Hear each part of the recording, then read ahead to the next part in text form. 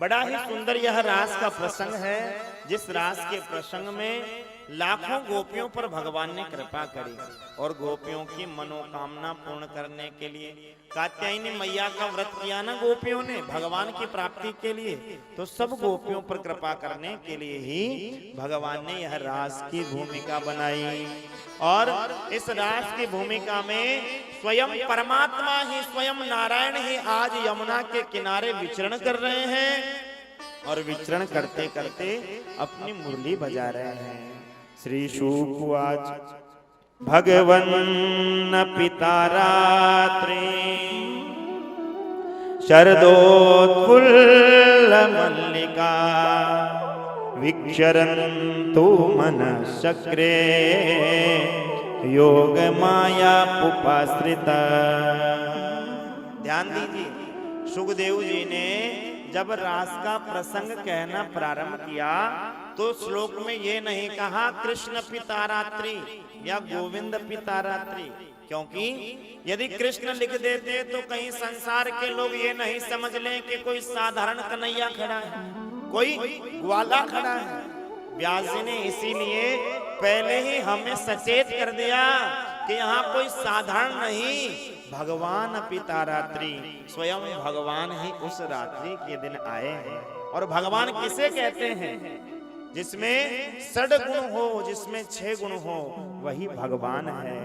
उत्पत्तिम प्रलयम चैव भूतानाम अगति गति विद्धि विद्याम अविद्याम च सवाचो भगवानिति। 6 गुण संपन्न, 6 ऐश्वर्य संपन्न भगवान है, परमात्मा है, जिसे महाराज जन्म और मरण का पता हो, जिसे हानि और लाभ का पता हो, और जिसे गति और अगति का पता हो, वही परमात्मा है। कोई नहीं जानता कि किसका जन्म कब होगा और मरण कब होगा, लेकिन भगवान को पता है जन्म और मरण कब होगा। कोई नहीं जानता, जब बिजनेस खोलते हैं लोग, कोई दुकान खोलते हैं, कोई व्यापार प्रारंभ करते हैं, तो सब यही सोचते हैं कि लाभ होगा, कमाई होगी, लेकिन उस बिजनेस में लाभ होगा या हानि, ये बात संसार का कोई प्राणी नहीं जान सकता है, केवल वह गोविंद ही जानते हैं लाभ होगा या हानि होगी, किसकी गति होगी और किसकी अगति होगी, यह भी स्वयं नारायण ही जानते हैं। जो इन 6 विषयों को जानने वाला है वही परमात्मा है, वही भगवान है। तो आज उस रास की भूमि में स्वयं भगवान ही आकर के रास रचाने का मन बनाए हैं। भगवान पिता रात्रि शरदोत्फुल्ल मल्लिका। शरद ऋतु है, शरद ऋतु में आज शरद पूर्णिमा का चंद्रमा उदय हो रहा है, पूरा वृंदावन और यमुना का तट प्रकाशित हो रहा है, सुंदर बालुका खिल रही है। और उस शरद पूर्णिमा के चंद्रमा के प्रकट होने पर भगवान ने आज उस शरद पूर्णिमा पर शरदोत्फुल्ल मल्लिका, मल्लिका के पुष्प प्रकट हो रहे हैं। मल्लिका के पुष्प कभी शरद ऋतु में नहीं हो उगते हैं, ध्यान दीजिएगा। मल्लिका एक वृक्ष का नाम, पुष्प का नाम है, और मल्लिका का जो पुष्प है वह पुष्प कभी भी शरद ऋतु में नहीं खिलता है, वसंत ऋतु में खिलता है। लेकिन वसंत ऋतु में खिलने वाला, वसंत ऋतु में प्रकट होने वाला वह पुष्प भी आज शरद पूर्णिमा के दिन भगवान के उस रास का दर्शन करने के लिए प्रकट हो गया है। मानिए कि आज जिस प्रकार स्त्रियां अपना सामान एक दूसरे से मांग लेती हैं, कहीं विवाह में जाएं, कहीं पार्टी में जाएं, तो स्त्रियां कहती है बहन आज तेरा नेकलेस मैं पहनूंगी, मेरी नथ तू पहन लेना। हाँ, एक दूसरे के वस्त्र मांग ले, आभूषण मांग ले, फिर वापस ला के दे दे। ऐसे ही मानो आज वसंत ऋतु ने शरद ऋतु से कहा बहन तेरी ऋतु में कन्हैया रास रचाने वाले हैं और मेरी ऋतु में खिलता है मल्लिका का पुष्प। वह पुष्प बड़ा सुंदर है, इसलिए आज मैं वह पुष्प तुझे प्रदान करती हूँ। और आज शरद ऋतु में मल्लिका के पुष्प उग गए हैं। विक्षरन्तु मनसक्रे योग माया उपाश्रिता। भगवान ने योग माया का स्मरण किया, ब्रह्म रात्रि का निर्माण किया, क्योंकि साधारण रात्रि में भगवान का रास संपन्न नहीं होगा, इसलिए ब्रह्म रात्रि बनाई। जंगल में जब गोपियां भागी भागी नंगे पैर आएगी तो उनके कांटे नहीं चुभ जाएं, कहीं पत्थर नहीं चुभ जाएं, इसलिए योग माया से कहा कि रास्ते को बढ़िया स्वच्छ कराया जाए, बढ़िया पवित्र कराया जाए। और भगवान यमुना के किनारे विचरण कर रहे हैं। और ध्यान दीजिए, ये जो गोपियां हैं, इन गोपियों को कोई साधारण महिला मत समझ लेना, क्योंकि जैसे ही रास का प्रसंग आता है तो आजकल लोगों की थोड़ी बुद्धि विकृत हो गई। रास का नाम लेते ही लोगों के मन में एक ही चित्र आता है कि कन्हैया दो डंडे लेकर के और गोपियों के साथ नृत्य किया होगा, लेकिन ऐसा नहीं है। रास और रस ये दो शब्द हैं, ध्यान दीजिए, रस और रास। रस किसे कहते हैं?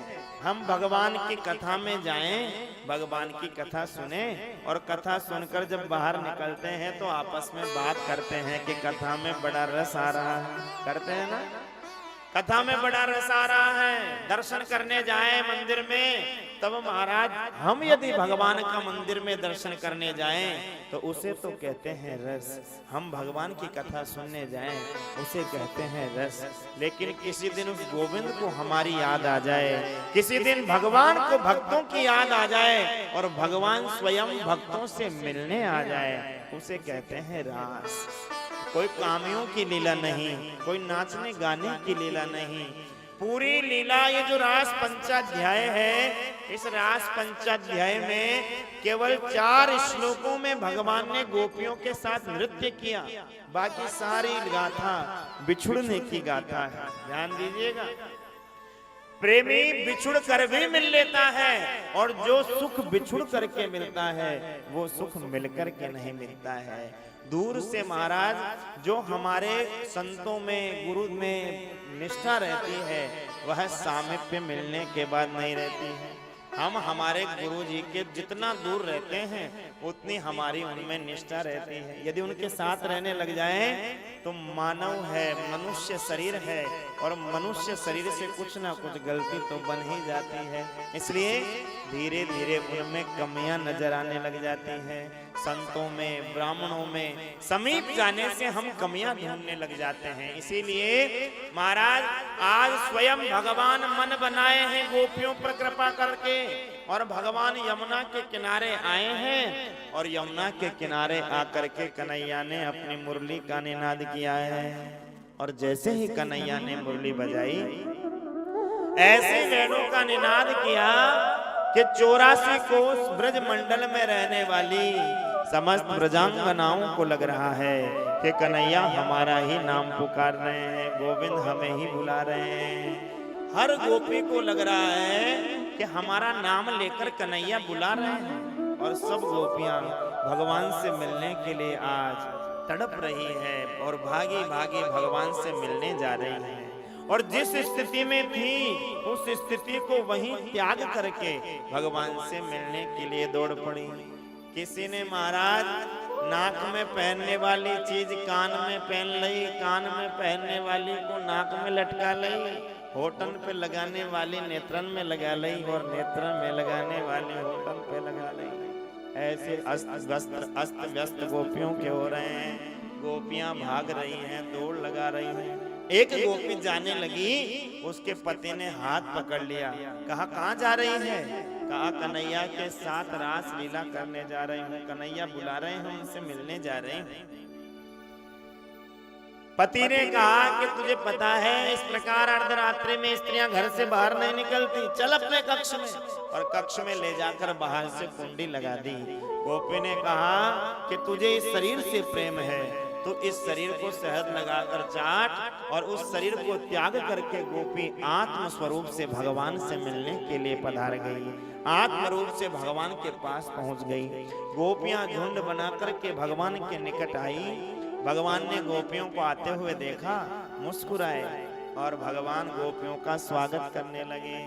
स्वागतम वो महाभागः प्रियं किं करवाणि वः व्रजस्यानामयं कश्चित् ब्रूतागमन कारणम्। हे गोपियों, आप आई हो, आपका बहुत बहुत स्वागत है, लेकिन इस भयानक जंगल में आप किस प्रकार चली आई? अपने पति का त्याग करके, पुत्रों का त्याग करके।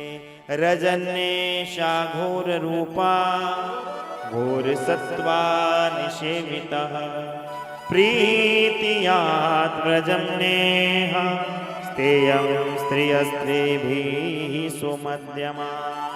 इस भयानक जंगल में अपने पुत्रों को, पतियों को, परिवार को छोड़कर के तुम चली आई। इस प्रकार की स्त्री का करना ठीक नहीं है देवियों, आप वापस चली जाओ। गोपियों ने इस मन में विचार किया कि पहले तो हमें बुलाते हैं, मुरली बजाकर आवाज लगाते हैं, और अब हम आ गई तो हमें वापस जाने के लिए कह रहे हैं। नेत्र नीचे करके गोपियां खड़ी हैं, मन में सोच रही हैं कि पहले तो हमें बुला लिया और अब वापस भेज रहे हैं, ये क्या है?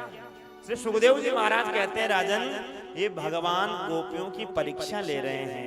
भगवान का स्वभाव है, भगवान पहले अपने भक्तों को आकर्षित करते हैं, अपनी ओर भक्ति में लगाते हैं। जब भक्त भगवान की भक्ति करने लग जाएं, माला लेकर जाप करने लग जाएं, तिलक लगाने लग जाएं, तुलसी कंठी धारण करने लग जाएं, फिर भगवान उसकी परीक्षा लेते हैं। थोड़ा कष्ट भेजेंगे, थोड़ा दुख भेजेंगे, विपत्ति आएगी परीक्षा के लिए।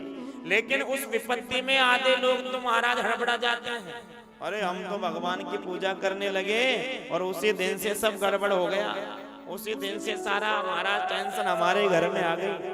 बस वहीं भगवान हमें छोड़ देते हैं। और यदि उस परिस्थिति में, उस दुख की घड़ी में भी भगवान का चिंतन, भगवान का भजन, भगवान का नाम हम छोड़ते नहीं, जपते रहते हैं, भगवान का चिंतन करते रहते हैं, फिर भगवान की ऐसी कृपा होती है कि 7 पीढ़ियों का उद्धार हो जाता है। इसलिए भगवान परीक्षा ले तो उस परीक्षा में महाराज हमें उत्तीर्ण होना है, फेल नहीं होना है। कष्ट आए तो ज्यादा भजन करो, दुख आए तो ज्यादा नाम लो। क्यों? समझ जाओ कि भगवान हमारी परीक्षा ले रहे हैं और भगवान ही हमें अपने से दूर करना चाह रहे हैं। उससे ज्यादा भजन में लग जाओ। कष्ट आए, दुख आए तो ज्यादा भजन करो, वह कष्ट अपने आप चला जाएगा, वह दुख अपने आप चला जाएगा।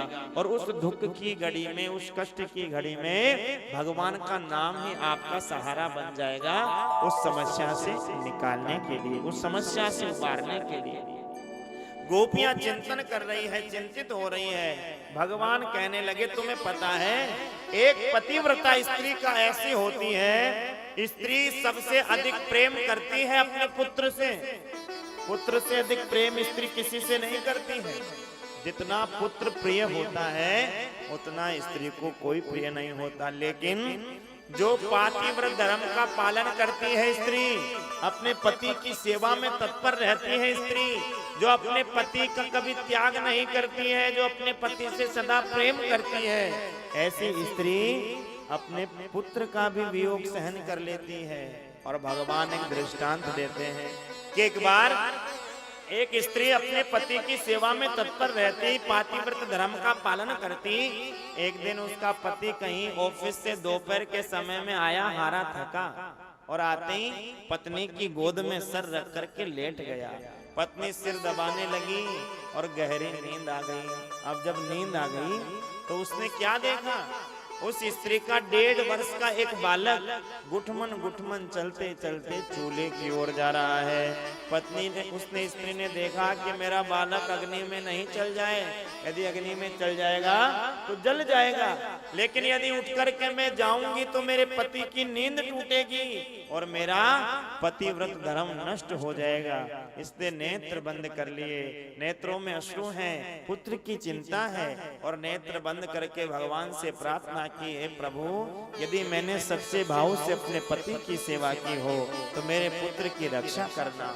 और 1.5 घंटे बाद जब उस स्त्री का पति उठा और गोद से जैसे ही उठा तो वह स्त्री दौड़ी दौड़ी गई। उसका बालक चूल्हे में प्रवेश कर चुका था, लेकिन उसके पातिव्रत धर्म के प्रभाव से वह चूल्हे की अग्नि भी शीतल हो गई और बच्चा सुरक्षित हो गया। बच्चे का कुछ नहीं बिगड़ा। दौड़ के माँ ने अपने पुत्र को गले से लगाया, भगवान को धन्यवाद किया। भगवान ने कहा, गोपियों देखो, पतिव्रत धर्म का पालन करने वाली स्त्री तो अपने पुत्र की भी चिंता नहीं करती, और तुम अपने पति को छोड़कर, पुत्र को छोड़कर इस जंगल में चली आई। गोपियों ने कहा, कन्हैया ये उपदेश देना तो ब्राह्मणों का काम है, और तुम अहीर होकर के उपदेश दे रहे हो। अरे तुम अहीर के छोरा होकर उपदेश दे सकते हो तो हम क्यों नहीं दे सकते हैं? अब हमारी भी सुनो। गोपियां कहने लगी, कन्हैया एक स्त्री अपने पातिव्रत धर्म का पालन कर रही थी, पति को भोजन कराए बिना कभी भोजन नहीं खाती थी, ये नियम था उसका। अब एक दिन पति को महाराज कमाने के लिए विदेश जाना पड़ा। पत्नी रोने लगी, आप चले जाओगे तो मैं किससे भोजन कराऊंगी, मैं फिर कैसे भोजन खाऊंगी, मैं किसकी सेवा करूंगी? पति ने कहा, एक मिट्टी का पुतला बनवाया और मिट्टी की मूर्ति बनवा करके पत्नी को दी और कहा कि जिस प्रकार हम मूर्ति को भोग लगाते हैं और सोचते हैं कि भगवान ही पा रहे हैं, उसी प्रकार तुम इस पुतले के भोग लगाना, इसकी सेवा करना, उससे तुम्हारा धर्म नष्ट नहीं होगा। मुझे मान करके तुम इसको भोग लगाना और भोजन कर लेना। ठीक है। और ऐसा कह के महाराज वह पति तो चला गया विदेश में कमाने के लिए। पत्नी महाराज रोजाना उस मिट्टी के पुतले को स्नान कराती, आरती करती, चंदन लगाती, भोग लगाती, और जिस समय सेवा करती तो कक्ष की कुंडी बंद कर लेती, कुंडी लगा लेती। अब महाराज इस प्रकार रोज सेवा कर रही थी। एक दिन उसका पति आया और उस समय वह पुतले की सेवा कर रही थी। पति बाहर दरवाजा बजा रहा है, वो पुतले के मिट्टी के उस पति के भोग लगाने में लीन है। गोपियों ने कहा, बताओ कन्हैया, उस स्त्री को दौड़ करके जाना चाहिए था या नहीं जाना चाहिए था? उसको अपने पति को भोग खिलाना चाहिए था या उस मिट्टी के पुतले को भोग लगाना चाहिए था? भगवान ने कहा कि जब हस्तिपति आ गया तो मिट्टी के पुतले की क्या आवश्यकता थी? दौड़ करके जाकर के उसको द्वार खोलना चाहिए था और अपने पति की सेवा करनी चाहिए थी। गोपियों ने कहा, कन्हैया बिल्कुल ठीक उत्तर दिया आपने। कन्हैया, ये जो संसार के पति हैं ये मिट्टी के पुतले हैं, और सबके सच्चे पति परमेश्वर तो स्वयं आप ही हो गोविंद। इसलिए जब आप मिल गए तो इन मिट्टी के पुतलों का क्या करेंगे? इन मिट्टी के पुतलों का लेकर के क्या करेंगे? इसीलिए प्रभु हम आपकी शरण में आए हैं।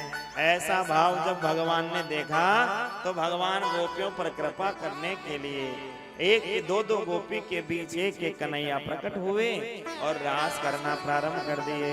लेकिन जैसे ही रास करना प्रारंभ किए तो महाराज गोपियों को अभिमान हो गया, और ऐसा अभिमान हुआ कि गोपियों के मन में ऐसा भाव आया कि सारे जगत को नचाने वाला आज हमारे इशारे पर नाच रहा है, सारी दुनिया को नचाने वाला आज हमारे साथ नाच रहा है। गोपियों का अहंकार दूर करने के लिए भगवान गोपियों के मध्य से अंतर ध्यान हो गए। बोलो भक्त वत्सल भगवान की। सभी गोपियां रोने लगी, रुदन करने लगी, भगवान को ढूंढने लगी, और भगवान को ढूंढते ढूंढते गोपियों की स्थिति बड़ी खराब हो रही है।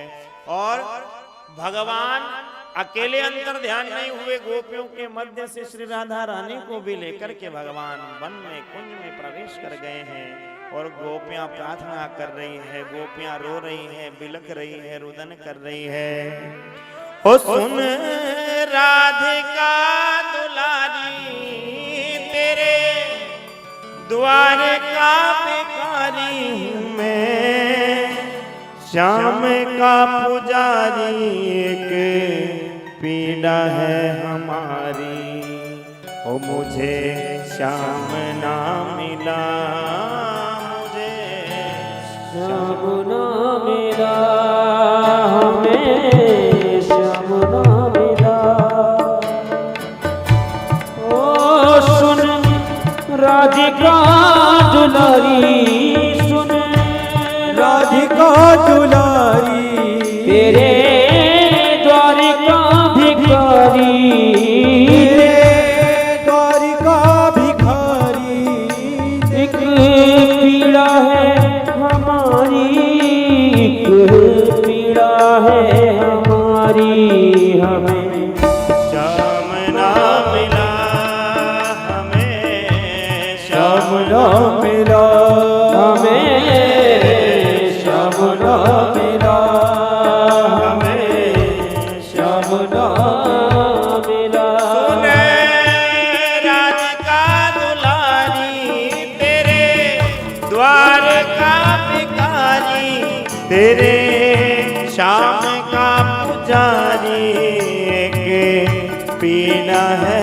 हमारी के पीना है हमारी हमें श्याम ना मिला हमें श्याम ना मिला हमें श्याम ना मिला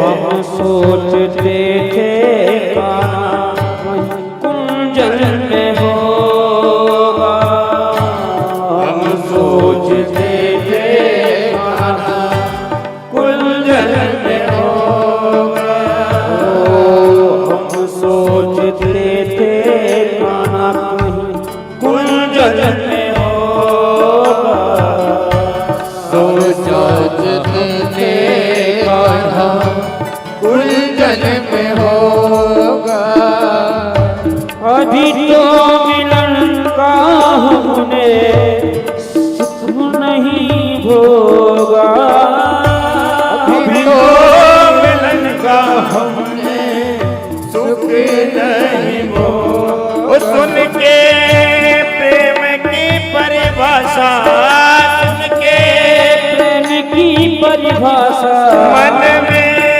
जगी थी जो आशा मन में बनी थी जो आशा आशा हुई निराशा झूठी दे गया दिलासा झूठी दे गया दिला ओ हमें श्याम ना मिला हमें श्याम ना मिला सुने राधिका दुलारी तेरे द्वार का भिखारी हूँ मैं श्याम का पुजारी के पीड़ा है हमारी के पीड़ा है हमारी हमें श्याम ना मिला श्याम ना मिला हमें श्याम ना मिला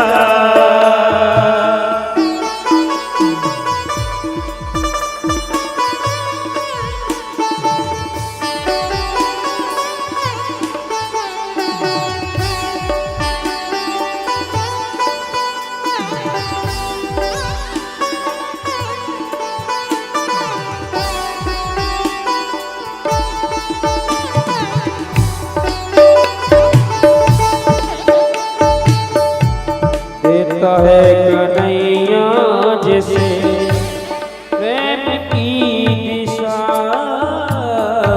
देता है कनाई जिसे प्रेम की दिशा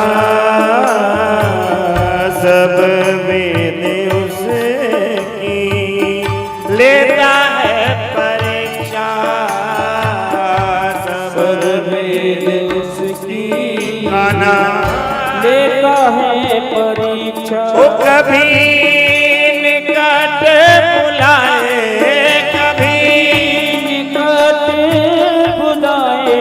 कभी दूरियां बढ़ाए, कभी दुनिया बढ़ाए, कभी हंसाए रुलाए, छलिया हाथ नहीं आए, छलिया हाथ नहीं आए। छलिया हाथ नहीं आए। सोने राधिका दुलारी, तेरे द्वार का भिखारी हूँ मैं, श्याम का पुजारी। एक पीड़ा है हमारी, एक पीड़ा है हमारी, हमें श्याम ना मिला, हमें श्याम ना मिला, ओ हमें श्याम ना मिला, हमें श्याम ना मिला।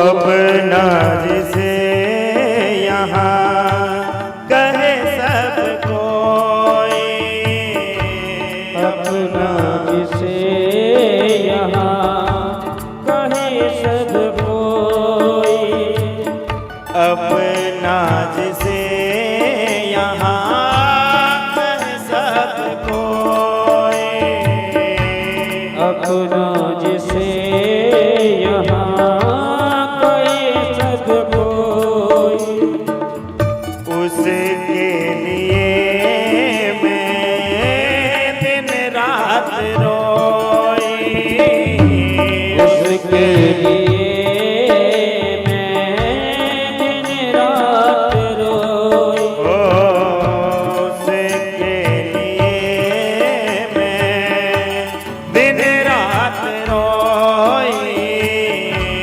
उसके लिए मैं दिन रात रोई। नेह दुनिया से तोड़ा, दुनिया से तोड़ा नाता सांवरे से जोड़ा, नाता सावरे से जोड़ा, उसने ऐसा मुंह मोड़ा, हमें कहीं का न छोड़ा, हमें श्याम ना मिला, होने है दुनिया से जोड़ा, यह दुनिया से जोड़ा, नाता सांवरे से जोड़ा, नाता सावरे से जोड़ा, उसने ऐसा मुख मोड़ा, हमें कहीं का न छोड़ा, हमें कहीं का न छोड़ा। हमें कहीं का न सुन राधिका दुलारी, सुन राधिका दुलारी, तेरे द्वार का भिखारी, तेरे द्वार का भिखारी हूँ मैं श्याम का पुजारी।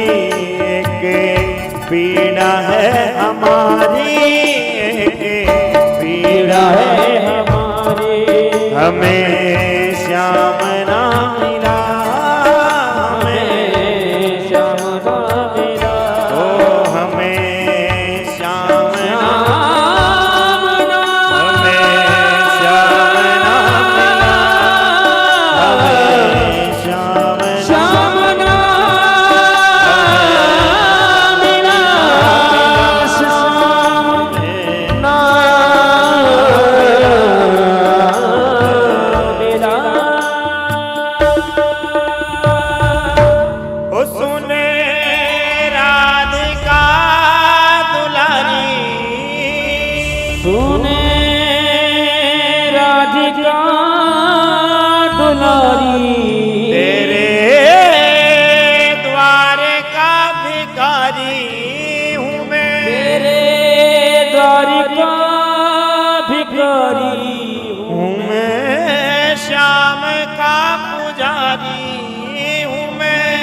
श्याम का पुजारी हूँ मैं। एक पीड़ा है हमारी, मुझे श्याम ना मिला। हमें श्याम ना ओ हमें श्याम ना मिला। हमें श्याम ना भगवान को गोपियां ढूंढ रही है, विलाप कर रही है। हे प्राणनाथ, हे प्राण वल्लभ, हे श्याम सुंदर, आप कहाँ चले गए, आप कहाँ छिप गए। तुलसी महारानी के पास जाकर के गोपियों ने प्रश्न किया कि संसार आपको भगवान की प्रेयसी कहता है, आपके बिना भगवान कभी भोग भी ग्रहण नहीं करते हैं। जब तक आपको नहीं स्थापित किया जाता भगवान भोजन भी स्वीकार नहीं करते। आप बताओ ना, हमारे श्याम सुंदर कहाँ चले गए, हमारे कन्हैया कहाँ छिप गए हैं। कश्चित तुलसी कल्याणी गोविंद चरण प्रिय, सहत्वाली कुलई विव्रत दृष्टस्तेति प्रयोच्युतः। हे तुलसी महारानी, आप बताओ हमारे प्राण वल्लभ कहाँ छिप गए हैं, कन्हैया कहाँ चले गए हैं। तुलसी ने कोई जवाब नहीं दिया तो पीपल के वृक्ष के पास गई। पीपल के वृक्ष से पूछा, संसार नारायण के रूप में आपकी पूजा करता है, आपकी परिक्रमा लगाता है, दीपदान करता है, आप बताओ ना हमारे कन्हैया कहाँ चले गए, हमारे प्राण प्रियतम कृष्ण कहाँ छिप गए हैं। पीपल ने भी कोई जवाब नहीं दिया। गोपियां भगवान को ढूंढते ढूंढते इतनी बावरी हुई, इतनी पागल हुई, इस अवस्था में पहुंच गई कि स्वयं को ही कृष्ण मानने लगी, स्वयं को ही भगवान मानने लगी और भगवान की बाल लीला गोपियां करने लगी। एक गोवर्धन पर्वत उठा रखा है, मेरी शरण में आ जाओ। एक कह रही है मैं पूतना को मार रहा हूं, मेरी शरण में आ जाओ। इस प्रकार सारी बाल लीलाएं भगवान की गोपियां करने लगी। लाली मेरे लाल की जित देखूं तितला, लालन देखन में गई तो मैं भी हो गई लाल।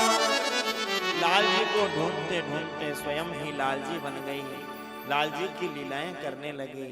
लाल जी की बाल लीलाएं समस्त गुंजों में ढूंढा, पर्वत पर ढूंढा, लेकिन भगवान कहीं मिले नहीं। अचानक से दृष्टि गई, भगवान के चरण चिन्ह दिखे, साथ में राधा रानी के चरण चिन्ह दिखे। उन चरणों के सहारे सहारे गोपियां आगे बढ़ी। एक कुंज में जाकर देखा तो श्याम सुंदर के चरण लुप्त हो गए, केवल राधा रानी के चरण चिन्ह दिखे। राधा रानी कुंज में बैठी हैं और राधा रानी भी भगवान का स्मरण कर रही हैं, रुदन कर रही हैं, रो रही हैं।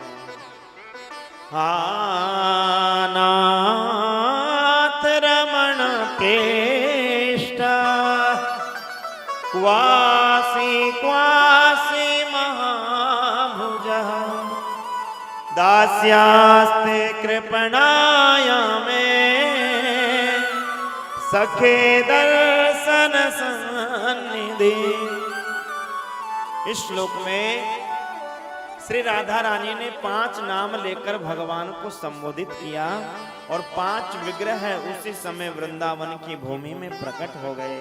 जब हा नाथ कहा तो गोपीनाथ जी प्रकट हो गए, हे रमण कहा तो राधा रमन लाल प्रकट हुए, हे प्रेष्ठ कहा तो राधा वल्लभ लाल का प्राकट्य हुआ, और महाभुज कहा तो मदन मोहन जी प्रकट हुए, और हे सखे कहा तो वृंदावन बिहारी लाल श्री बांके बिहारी जी का स्वरूप प्रकट हुआ। ये 5 भाव, ये 5 विग्रह राधा रानी के मन के भाव हैं। लेकिन फिर वृंदावन की भूमि में ही 5 ठाकुर जी समा गए। फिर हमारे आचार्यों ने जब भजन किया, तब किया, तब इस वृंदावन की पवित्र भूमि से एक एक करके यह 5 विग्रह इस कलयुग में, इस कलिकाल में प्रकट हुए और भक्तों पर कृपा करने के लिए खूब दिव्य दिव्य सबका दरबार पूरे भारतवर्ष में लगता है। बोलो भक्त वत्सल भगवान की। जय। अचानक से महाराज राधा रानी ने जब पुकारना प्रारंभ किया तो गोपियों ने कहा कि आपको भी छोड़कर चले गए कन्हैया, आपका भी त्याग कर दिए। राधा रानी ने कहा जो गलती तुम्हारे जीवन में रही वही गलती हमारे भी जीवन में रह गई। तुमने जीवन में गलती करी, भगवान के कारण अभिमान तुम्हें हो गया। भगवान नृत्य करने लगे तो तुमने अभिमान कर लिया। मुझे मान हो गया कि सबको छोड़कर कन्हैया मेरे साथ आए हैं, सबको त्याग कर कृष्ण हमारे साथ विचरण कर रहे हैं। इसलिए भगवान कभी किसी का अभिमान नहीं रहने देते। भक्तों का तो कभी भगवान अभिमान टिकने देते ही नहीं, क्योंकि जहां अभिमान है उसका कभी कल्याण नहीं हो सकता। इसलिए भगवान अपने भक्तों का अभिमान दूर करते हैं। आज सभी गोपियों ने कहा कि हमारे कन्हैया को गीत बड़ा पसंद है, यदि हम गीत गाएं। अब रोकर तो देख लिया, कन्हैया रोने से नहीं आए। यदि कोई गीत गाएं तो उस गीत गाने से कन्हैया अवश्य रिझेंगे। इसलिए सभी गोपियों ने मिलकर के फिर गोपी गीत गाया, और यह गोपी गीत श्रीमद् भागवत महापुराण का रास पंचाध्याय तो पंच प्राण है।